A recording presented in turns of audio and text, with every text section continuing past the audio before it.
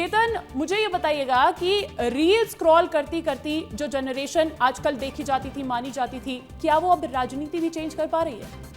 नहीं, निश्चित तौर पर देश के अंदर अगर हम देखेंगे तो ये युवा पीढ़ी की भूमिका सदैव से रही है। और ये केवल आज के दौर में युवा पीढ़ी की कोई भूमिका है तो ऐसा नहीं है। हम आज़ादी के आंदोलन में देखेंगे, हम आज़ादी के बाद अलग अलग समय पर देश के अंदर विभिन्न मांगों को लेकर प्रोटेस्ट हुए उसमें देखेंगे, या हम आज की डेट में देखते हैं। कहीं ना कहीं युवा पीढ़ी, ये देश की नीति निर्धारण इसको करने में युवा पीढ़ी की बहुत बड़ी भूमिका है। और आज मेरे को खुशी भी होती है कहीं ना कहीं जब युवाओं के बारे में चर्चा ये देश भर के अंदर हो रही है, देश भर की विभिन्न राजनीतिक पार्टियां जब युवाओं के संदर्भ में चर्चा कर रही हैं, तो कहीं ना कहीं ये मन को प्रफुल्लित भी करता है, अच्छा भी लगता है कि आज युवाओं के बारे में चिंता करने की बात ये विभिन्न राजनीतिक पार्टियां कर रही हैं। लेकिन मेरे को एक मन में प्रश्न भी आता है कि क्या ये केवल ये राजनीतिक पार्टियां केवल अपनी राजनीतिक रोटियां सेकना चाहती हैं, या वास्तविकता में युवाओं को नीति निर्धारण का मौका ये राजनीतिक पार्टियों की मंशा है? तो ये भी सवाल आज युवाओं के मन में है। बिल्कुल, ये सवाल युवाओं के मन में है और इसी सवाल का आज जवाब तलाशने की कोशिश करेंगे। हम सब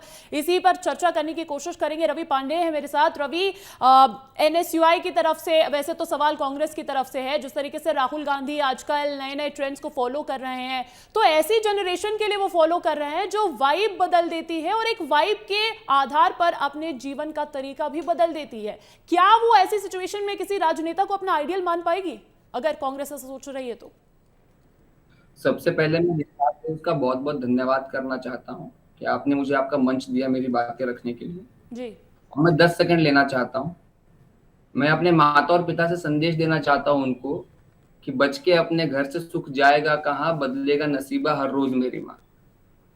मॉम डैड, मैं आपसे बहुत प्यार करता हूं, मैं उनके लिए संदेश था।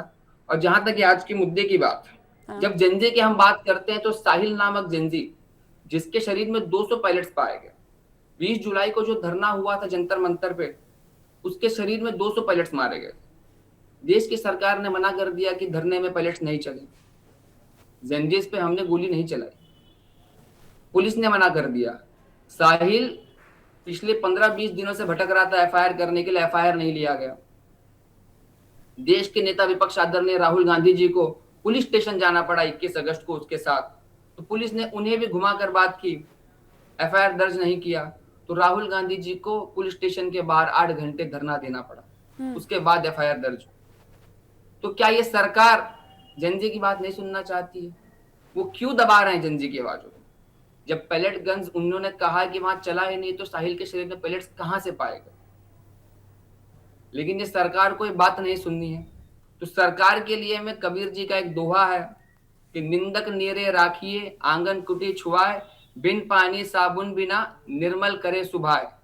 कि अगर जेंजी आपकी निंदा कर रहे हैं तो वो आपके दुश्मन नहीं है, सरकार को जेंजी की बात सुननी चाहिए। केतन, इस बात को मानते हैं जो रवि कह रहे हैं, जो इस बात को आप मानेंगे? क्योंकि आप अभी थोड़ी देर पहले बोल रहे थे कि युवाओं की सच में बात हो रही है या सिर्फ राजनीति का अड्डा बनकर रह गई। आप मानेंगे कि सीजेपी का प्रोटेस्ट सही था और युवाओं की बात वहां पर रखी गई?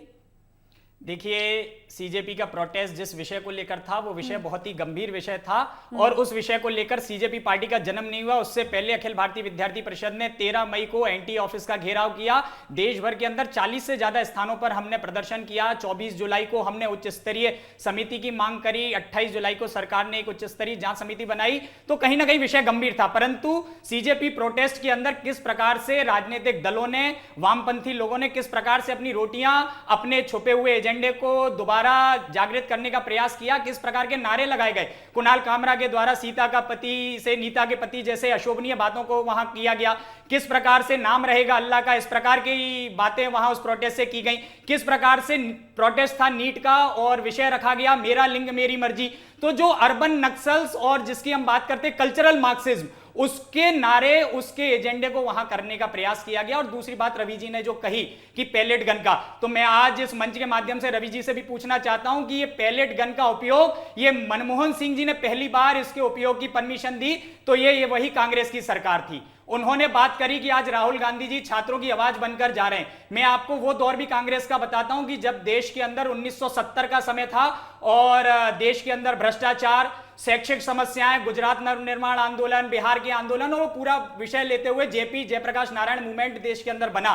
ये उस समय का जेंजी, यानी उस समय का 15 साल से लेकर 29 साल का युवा सड़कों पर था, प्रश्न पूछ रहा था। तो उस आंदोलन को सुनने की बजाय देश के अंदर आपातकाल लगाया गया। तो उस पार्टी के लोग अगर लोकतंत्र की दुहाई देंगे, छात्रों की दुहाई देंगे, तो हास्यास्पद लगता है।